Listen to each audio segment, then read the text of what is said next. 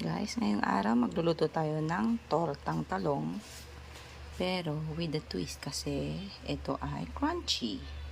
So yun yung mga ating mga ingredients. Meron tayong itlog, nakadip na, breadcrumbs, and talong. So yung talong, idip lang natin siya sa breadcrumbs.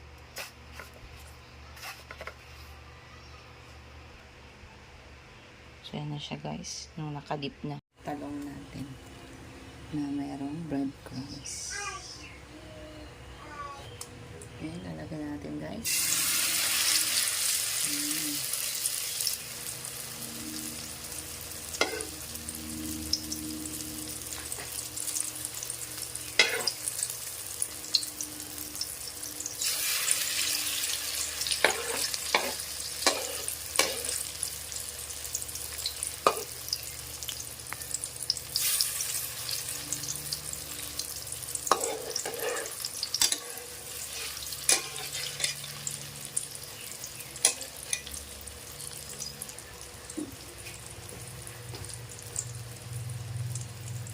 Okay, baliktarin na natin guys.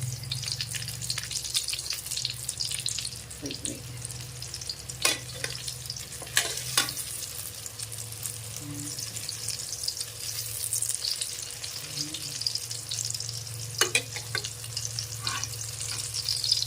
Masarap. Crunchy. Nakita niyo, crunchy siya. Diba? It looks crunchy.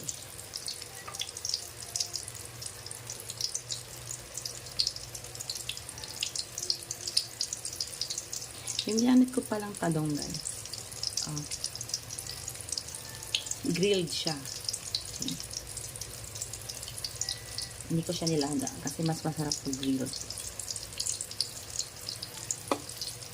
Makikita nyo kung luto na guys pag ganyan nag-brownish na siya.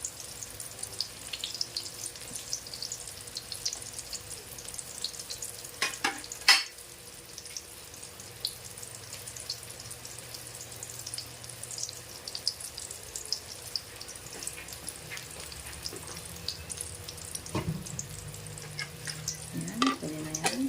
Pwede na natin. Oh, that's delicious.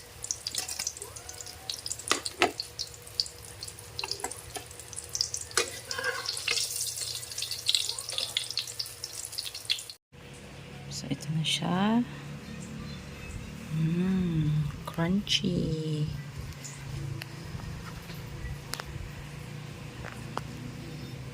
Look at that. Crunchiness. Yummy.